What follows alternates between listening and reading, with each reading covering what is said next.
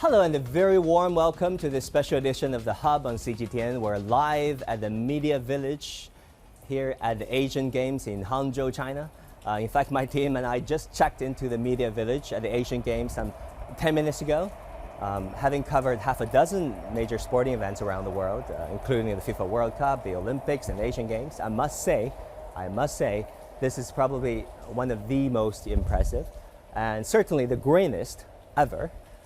Because here in the Media Village, for example, you can swap things. You can, get your low carbon activities rewarded.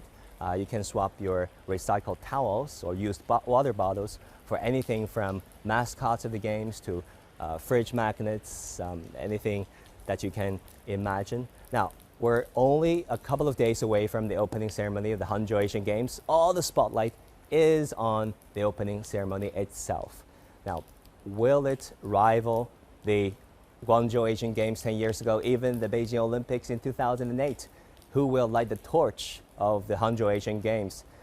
My colleague Naiqian had this exclusive interview with Scott Givens, the executive producer of the Hangzhou Asian Games opening ceremony. And by the way, Scott and his team have been involved in some 15 opening ceremonies of the Olympics and Paralympics previously. Let's take a listen. So, Mr. Givens, it's our great pleasure to have you here with us. I want to ask you, we all know that organizing the opening ceremony of such a massive international event is no small matter. So could you tell us about your role and what do you do to make sure that everyone on your team is working towards the same goal to ensure that everything is running smoothly?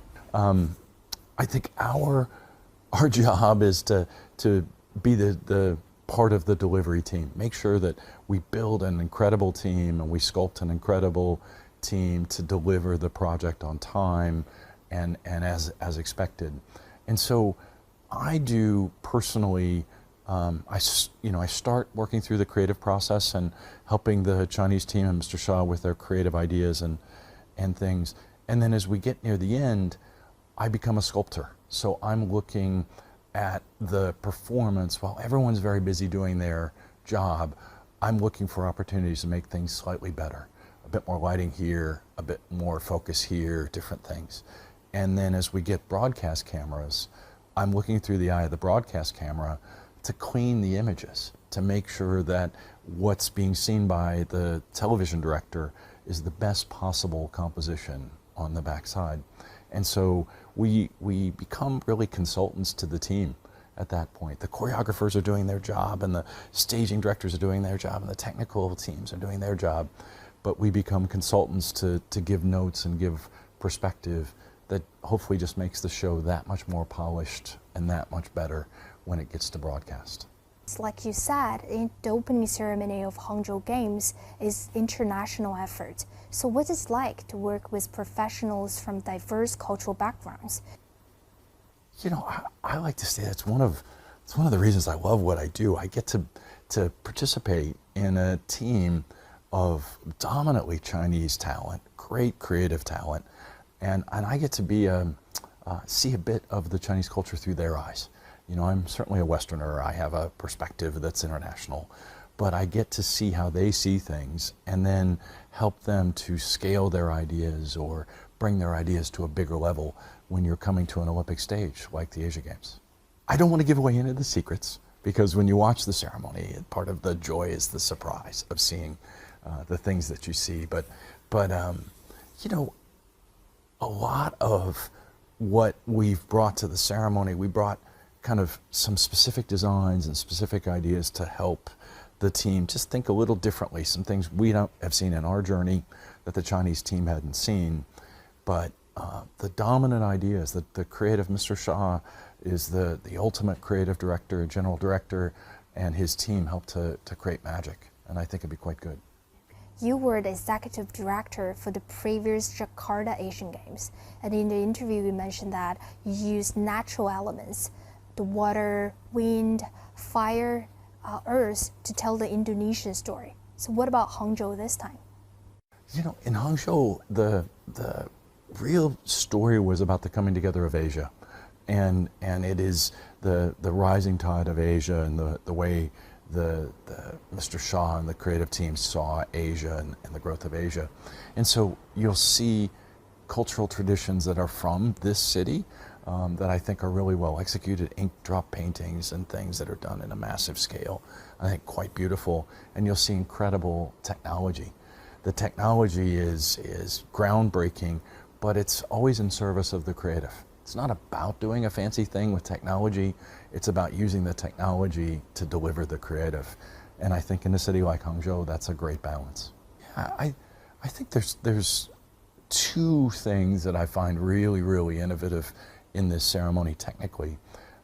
One, the use of augmented reality is incredibly sophisticated, and multi-camera and moving cameras. We have AR on helicopters and things that I haven't seen. Usually augmented reality, it's just an emerging technology. So you'll see a big technical advance in the augmented reality cameras and the camera work that we do. The second that you'll see is there's a mesh screen that's part of the opening ceremony, and it's on the back side. Where in Jakarta we had a big mountain, here you have a technical mesh screen, and it provides a backdrop and a painting tableau that we use throughout the ceremony to catch images and reflect images and provide a backdrop to the performance. Scott's connection with China began when he was in the international selection panel of the emblem for the 2008 Olympics, and he went on to become the IOC's leading expert in organizing creative ceremonies. In 2015, he played a key role in helping Beijing secure the 2022 Winter Olympics bid. Back in 2015, the bid committee for the Beijing Winter Olympic Games asked us to come and help them in the final stages. And we helped, the team was doing amazing technical work, and they had a great strategy for the Winter Games. But I've worked in the IOC, I know the Olympic movement quite well, and we helped to package that message, to make that message resonate with the IOC members, creating presentations and videos, and just the way China was presented to a very specific voting audience that ultimately picked China as the host of 2022. And it was really interesting. We wrote speeches, we created presentations for the IOC that were given in the final time, and just really tried to take the Chinese story, but make sure it resonated with the voters in a way the voters understand. And I think we were really happy to see the success and bring Beijing 22 here, and it's been a long journey. My first trip to China goes back to the selection of the logo for Beijing 2008. That was my very first trip to China around 2000 and 2003 for that. And so I've had a long journey with the Olympic movement in China. I actually have seen a change in the way China presents itself. China was always proud, always a proud country, as it should be. It's an amazing country with amazing people, but its confidence in its tone of voice has really grown. 2008 was, an opening of Chinese culture to the world, and I think since then it's been a very confident and proud China that we've gotten to see, and you'll see it here in Hangzhou, a very proud and beautiful China on display. I would say one of the biggest ones is just the growth of the professional market, the teams and the professional capability of the teams in China is world class. And in 2008 it was emerging. There was a growth from 2008 and then the Hangzhou Asian Games. That was when China was learning these big spectacles that are Olympic. And now in Hangzhou, it's 100% of Chinese production. We were just helping a little bit on the side to give perspective, but it's a very, very strong growth in professional capabilities. With 3 decades of experience in event production, Scott Givens has a remarkable portfolio. He wrote the first IOC menu on the ceremonies, and his team has led 63 ceremonies watched by 23 billion people, earning him the title of world premier live content producer. A fortunate opportunity to work as a very young guy on a ceremony. And one of my first jobs in university, when I was going to school, and it was the Pan American Games way back in 1987. Was near my hometown, and I got to be an intern, and I was just smitten by this gathering of nations and gathering of cultures, and I've been fortunate to make my entire career in this space. I didn't come from any special background. I work very hard. I make good relationships. I'm very collaborative with the teams, and I'm respectful. As I said, I'm a guest, and so I know I'm a guest, whether I'm in a different city than my home city or I'm a totally different country. And so I've learned how to be that guest, but give advice that hopefully is helpful and provide leadership to projects that helps them kind of mature at this very, very big point, this point when hundreds of millions, if not billions of people are watching. I help countries to be very confident in their presentation at that time. From Jakarta to Hangzhou, and also from real Pan America Games to Sochi 2014, you actually work in very diverse cultural backgrounds. So how do you deal with these cultural differences, and how do you adapt your creative approach connects to each country and their audiences? Yeah, I mean, I'm always a guest. I'm a guest here in China. I was a guest in Russia in 2014 and a guest in Jakarta, and I'm always respectful that I'm the guest. I love to listen, I love to learn, I love to find out what people are passionate about, and so I use those traits to kind of find out what's important, and then bring my perspective, the way foreigners see China, the way foreigners see Hangzhou, because it's different. And when you have a ceremony, you need to speak to both. You need to make the Chinese people proud of what you're doing, and you also have to communicate a message to the broader global audience. And I think we'll do that here on the Saturday night. You and your team have worked on 11 Olympic Games and 4 Paralympic Games, and not to mention hundreds of other international events.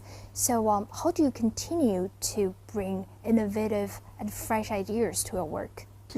It's like every ceremony is different. Every ceremony is new. It's all a new chapter because while I've had the fortune of working in Beijing on the Olympics, Hangzhou's a new city, it has a new culture, it has a new flavor, and so I get great joy out of discovering what's special to this city and this place and this province, and then helping to showcase that. And so that makes all our ceremonies different. And we really try to find this kind of special flavor that makes them all special and unique, but delivering at the highest quality because the world's watching. What's your future plan? My future plan is to have a fantastic opening ceremony on Saturday night and to enjoy the great success with the Chinese team here. And then our journey in ceremonies will continue. We look forward to doing the Summer Olympics in Paris next summer, and we'll be a part of that ceremony and that team, and so we're very excited. Now, out of all the sports and disciplines of the Hangzhou Asian Games, guess what are some of the most popular? Well, different people obviously have different answers, but e-sport is certainly one of the most popular here in Hangzhou. That is for the first time categorized as a medal awarding event here at the Asian Games. And also, it is one of the very few events that you have to go through a lottery system in order to purchase a ticket. Well, recently we caught up with Chris Chen, the president of the World Esports Federation, and asked him what's behind the popularity of global esports. So Chris, welcome to our program. First of all, let me ask you this question, perhaps on behalf of many. Why is esport even a sport? I mean, why should they be allowed to enter multilateral international sporting events such as the Asian Games? I think I can give you an analogy. I think in 2005, when we were thinking of introducing some new sports in the Asian Indoor Games in Bangkok, we were looking at some sport called extreme sports. Skateboarding, climbing. At that time, it was extreme sports. We always had misconception feeling of people who were doing these sports in the park in the late hours of the evening, But today, after so many years, these sports are now called urban sports, and they even included in the Olympic program.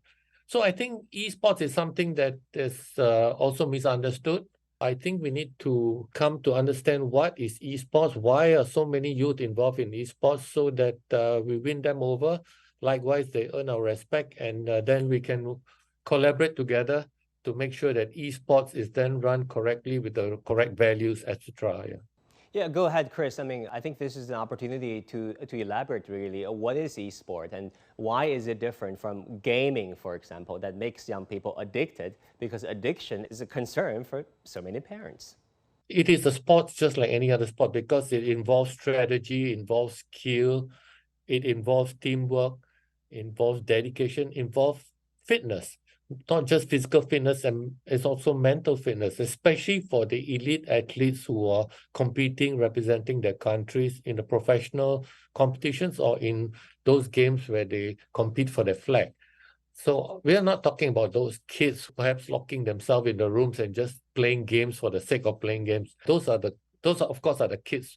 We have to address the problems. But generally for esports athletes, for gamers, they have all the skills, they have all the fitness, and so I think it's just like any other sports, except that it's got its own set of rules and it's got champions too. But Chris, you even admitted that this sport is largely a mind sport.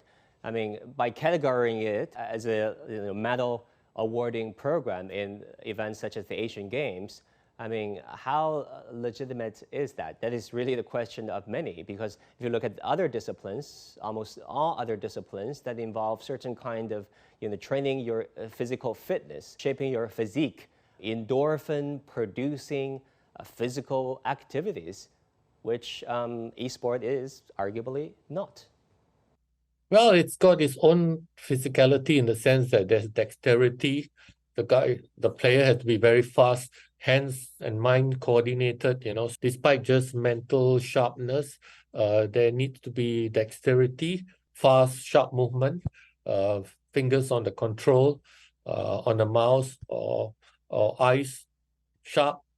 So everything is coordinated. So unless you're in that top shape, mind, body, eyesight, hearing, that's what makes a very good athlete.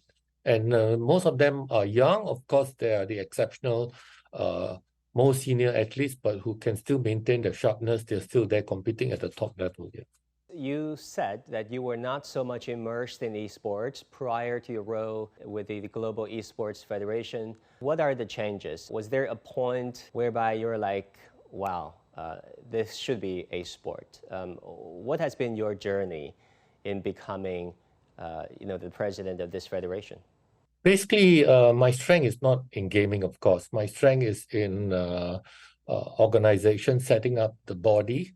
And I'm very fixated that athletes, especially esports gamers, that while they are competing in their journey as top athletes, and at the end of their sporting journey, it should make them good global citizens. So we are not just concerned about them playing the game well. We are also very concerned about them picking up the right values. And therefore, at the end of the journey as sportsmen, when they go into this life after sports, they are role models, athletes, aware of problems in the world and not just gaming alone. So therefore, in Global Esports Federation, when we have our annual Global Esports Games, you don't compete for money. You compete for the flag. You must have pride in representing your country. So these are certain things that we are very fixated on in Global Esports Federation. We talk about health and wellness, just not about physical fitness, but everything about health. We're talking about sustainability. These are issues where if an athlete is just focused on gaming and making money in the professional circuit, then he will just think about money, that's all. But in GF, we have other values. Talking about values and setting proper role models through playing these esports games, Chris, let's clarify some of the conventional ideas about what esport connotates. Because back in the day, when we talk about gaming, it involves a lot of killing, and a lot of the end games is about killing your opponents or killing a target to reach another target. And you're alluding to the fact that this is not what esports is all about. I think when you look at it at the bigger picture, it's getting to the end of the objective, and when you gear yourself towards reaching an objective, we want them to learn certain values that if it's a team game, you need to work with your team partner, and how do you partner your friend, how do you help your friend if it's a team event to reach the objective. It's not so much for visual, sometimes in the games there's blood and all, but it's not how much blood you spill. I mean, are there content restrictions? For example, there's not going to be bloodshed, there's not going to be violence, and there's not going to be, of course, nudity. What are the restrictions for esports becoming an Asian sports game? I think I'll be very honest with you. These are games that are already there in the market. I don't particularly subscribe to some of the games. They are quite gory in that sense, but therefore, when we select some of the titles or the games for our competitions, our marquee events, we are also more selective. Esports been around for quite some time. It's flooded with so many types of games. It's also not correct to generalize to say that all games are gory games or bloody games. So there's still some very exciting, interesting games here. Not all games were born equal, huh? Let's talk about the Asian Games in Hangzhou. That is a major sporting event taking place in China and throughout Asia. Esports are taking its debut as a proper medal awarding event at the Asian Games. How do you look at the significance of all this, and also how do you see these 7 medals to be awarded unfold? I think this is a milestone because it has now been, esports has been included as a medal sport as part of the Asian Games sports program. So that is by itself is acknowledgement that esports is already there. I think 7 spots is fair enough. I think at least it's got a stepping stone there. So I'm quite happy to see esports there. This is only the first. I hope that in the other continental games, certainly we know that in the Pan American Championship coming up in November, esports is there. The athletes are staying in the same village, but I'm not so sure the medal for that event is counted in the overall medal tally. But Hangzhou is showing the way. It's a very promising sign. Yeah. And then earlier in June, the first ever Olympic Esports Week by the International Olympic Committee has concluded in your home country, Singapore. What do all these mean for the esports industry? To what extent do you see these as a manifestation of esports finally coming onto the global stage? Well, I think this is acknowledgement. I know that there's always been skepticism about esports. I mean, we all, from a different generation, we always have this skepticism about esports, about the lack of physicality and whatever, which we spoke about earlier. And at one stage, there was also reluctance to use the term esports, preferring to use the term virtual sports. And many of the sports featured were actually virtual sports. But I think eventually, with time, I think I hope to see some of the more common titles in the esports arena featured in the Olympic program of esports. Let's talk about this, followed by the United States and South Korea. China is now home to the largest percentage of male gaming earners. That is, people who play these sports for a living and making very good money. 21% of these gaming earners reside in China. And data show that top esports players in China are earning a whopping $1.4 million on average a year. Why is this so lucrative? What are the main factors driving, the business side of this sport? I think there are several factors. One is your enormous player base as well as fan base. This helps create a very robust ecosystem. And then, of course, you have it's investment from your public and private sectors, fueling the growth of the esports industry. And of course, you have a very robust ecosystem, not just the teams, the leagues and the tournaments. And of course, finally, I think the dedication and skill of the players. You know, this is the only thing that makes them exceptional. And I've seen some of the players overseas. Some people are seeing esports as a unique opportunity for China to export a form of entertainment of itself. Even seeing it as a soft power projection, that could perhaps one day rival the likes of NBA. What are China's strengths for developing esports going forward? I think it's massive gaming population. I think it's got, of course, you have the fan base there. It's got top-tier esports organizations. Our founding partner is Tencent. Tencent is huge in developing games. And of course, your success in hosting many international events. And needless to say, our Global Esports Games is destined for China next year. These huge revenues in the Asia esports market are projected to exceed $1 billion in 2023, showing an annual growth rate of 8%. That is according to Statistica. As an emerging industry, esports are still male-dominated. Do you see this landscape of male domination changing anytime soon? Yes, particularly in esports, because I don't think there's any disadvantage for a female to compete in any of the games or any of the titles.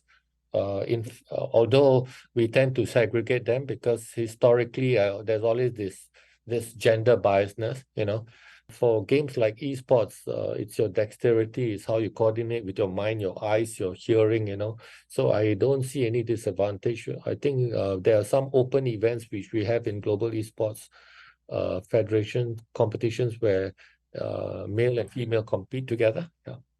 Yeah, you've seen a whole lot more female gamers out there these days on the street, in metros, everywhere, basically. According to 2023 Nico Partners report, female gamers now account for 37% of the total gaming population in Asia, and they grow at an annual rate of 11%. What would be your messages to those girls who want to be, interested, who want to be participating in these sports? I think for esports, I would tell them just pursue your passion. Don't be deterred by stereotypes. In esports, particularly, it's not like traditional sports where physicality counts. How your body is built. So esports is for everyone, regardless of gender.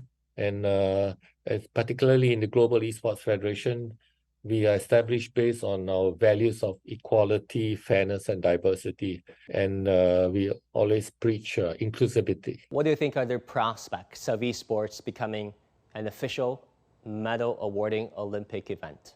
I will just think it's a matter of time, possible in the future, as the appeal of esports grows and as we learn to understand what is esports. I think it's a matter of time. Chris, thank you for your perspectives. Thank you very much. Thank you for having me. That will do it for this edition of The Hub. For more live events and fun stories here at Hangzhou Asian Games, do stay tuned to our programs, The Hub on CGTN. Also follow me on Instagram and follow my Weibo account and also our official account through your favorite social media platforms. Thank you for watching and bye for now.